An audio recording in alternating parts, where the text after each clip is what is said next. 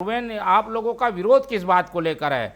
बहुमत से ये कानून पास हुआ है और पहले भी ऐसा कानून बना था, उसमें कुछ प्रावधानों की कमी थी, उसे जोड़कर नया कानून बना दिया गया है।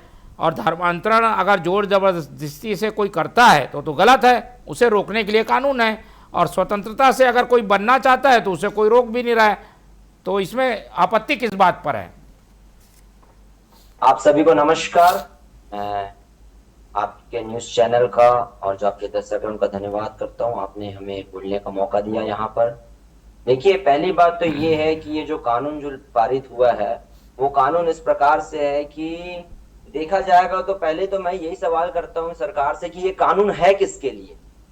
ये बेसिकली सब समाज के लिए है या पर्टिकुलर ये सिर्फ एक दो समाज को टारगेट किया जा रहा है?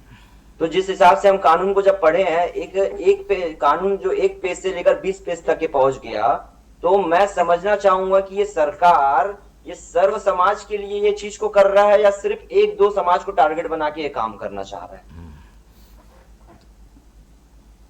ठीक है, और नहीं तो समाज आपका क्या चाहता है? अब इस रैली का क्या मकसद है? कानून तो पास हो गया, अब बदलाव के लिए 3-4 महीने तो रुकना पड़ेगा।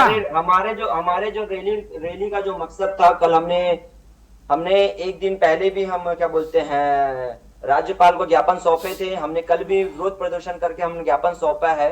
ये जो कानून जो आया है, कानून एक हिसाब से इसमें जो मॉडिफाई करने का बहुत इसमें एक वो है, इसको कानून को मॉडिफाई करना है। हम इस कानून का विरोध नहीं कर रहे हैं, हम इस कानून का स्वागत कर रहे हैं, पर इस कानून में ऐसे भी बहुत सारे त्रुटि है जिसके कारण हो सकता है कि क्रिश्चियन समाज को और भी अदर बहुत सारे समाज है जिसको नुकसान पहुंच सकता है।